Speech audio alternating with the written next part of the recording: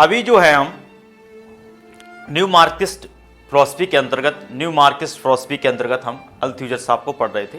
अल्थ्यूजर साहब ने बड़े व्यापक तरीके से उन्होंने एक तरीके से कैपिटल स्टेट की व्याख्या की गई और उन्होंने ऑर्थोडॉक्स मार्क्सिज्म था उसको रिजेक्ट किया। जैसे अल्थ्यूजर साहब न्यू मार्क्सिस्ट थे, इनको हम विस्तार से समझ रहे थे।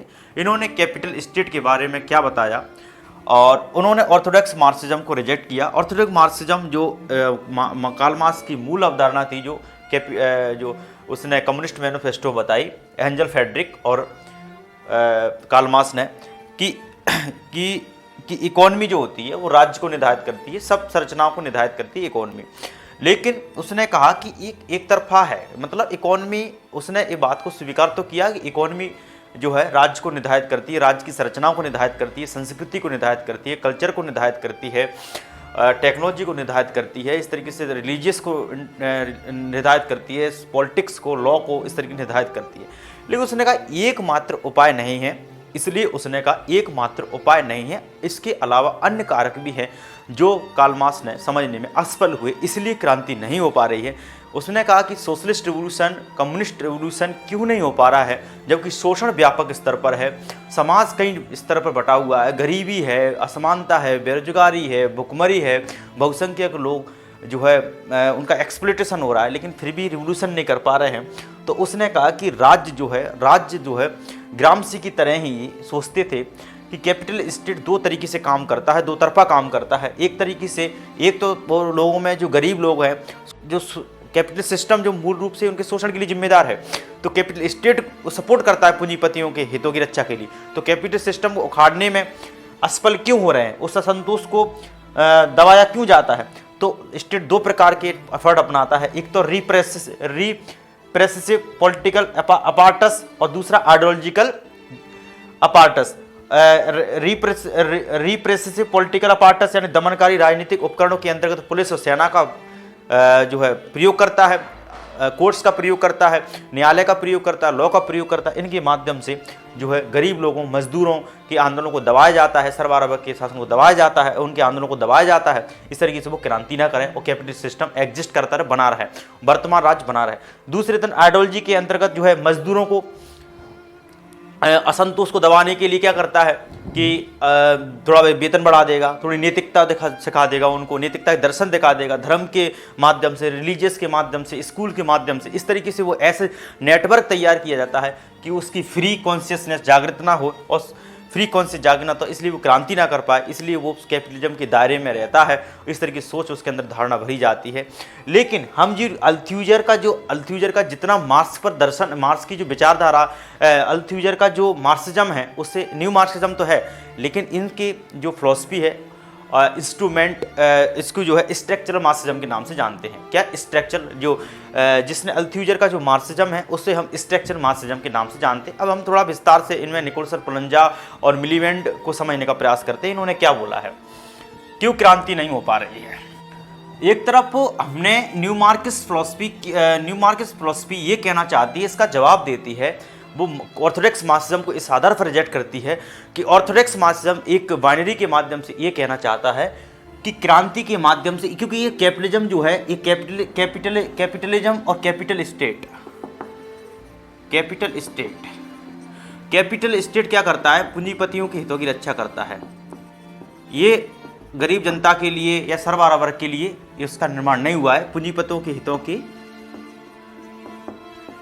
की रक्षा करना इसका मूल उद्देश्य है। इसका सर्वहारा वर्ग से कोई सरोकार नहीं है। सर्वहारा, गरीब और शोषित वर्ग के सरोकार से संबंध, कोई इसका लेन देन नहीं है, कोई रिलेशन नहीं है। ये तो सिर्फ और सिर्फ कैपिटल स्टेट क्या करता है, कैपिटल स्टेट जिसे वर्तमान का जो स्टेट है, कैपिटल स्टेट मतलब वर्तमान का स्टेट है। जैसे भारत में इंडिया, यूएसए, यूके, फ्रांस, ये सब जो स्टेट एग्जिस्ट कर रहे हैं, लिबरल स्टेट को, जैसे लिबरल डेमोक्रेसी वाला स्टेट है, कौन सा, लिबरल डेमोक्रेसी, जहां पर लिबरल डेमोक्रेसी है वो वाले स्टेट की बात वो कर रहे हैं। ठीक है, ये क्या है, इसका मूल, भले ही ये जो है लिबरल डेमोक्रेसी भले ही वो जनता के शासन की बात करता है, जनता के शासन की बात करता है, ऐसा उसका उद्देश्य जनता की भलाई की और ये सरवारा वर्ग की सरोकार से उसका कोई संबंध नहीं है। इसका मुख्य उद्देश्य है और उस देश पूंजीपतियों के हितों की रक्षा करना है। लेकिन वर्तमान में ये असमानता, विषमता और शोषण के लिए जिम्मेदार है, फिर भी ये एग्जिस्ट कर रहा है। इसका जवाब न्यू मार्क्स के लोग अच्छे ठीक से देते हैं कि ऑर्थोडॉक्स मार्क्सिज्म इसको चीज़ को नहीं समझ पाया।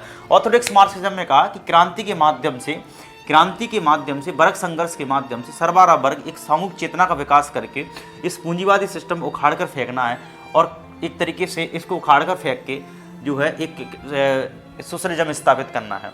लेकिन ऐसा नहीं हो पाया, क्रांति नहीं हो पाई, तो लोगों में चेतना का विकास क्यों नहीं हो पाया? इसको लेकर मार्क्सिस्ट लोग इसका ठीक से जवाब देते हैं। कौन लोग? मार्क्सिस्ट लोग, न्यू मार्क्सिज्म। इसका उद्देश्य क्या है? पूंजीपतियों के हितों की रक्षा करना, पूंजीपतियों के हितों की रक्षा करना। ठीक है, इसका जो वर्तमान स्टेट का जिसे हम देख रहे हैं, अब इसका न्यू मार्क्सिस्ट में हमने ग्रामसी को पढ़ा, ग्रामसी को हमने विस्तार रूप से पढ़ा। इटली के मार्क्सिस्ट थे, इटली, ठीक है, इटली के क्या थे? मार्क्सिस्ट थिंकर थे। इनको हमने विस्तार से पढ़ा। अब जैसे न्यू मार्क्सिस्ट में कुछ, जैसे न्यू मार्क्सिस्ट की कुछ शाखा हैं, ब्रांचेस हैं, structural number structural Marxism, structural Marxism है एक ब्रांच, और स्ट्रक्चरल मार्क्सिज्म है, और दूसरी जो ब्रांच है उसे हम बोलते हैं instrumental Marxism, instrument Marxism. Hindi में इसको बोलते हैं संरचनावादी मार्क्सवाद, संरचनावादी, ठीक है। इसको बोलते हैं यंत्रवादी मार्क्सवाद।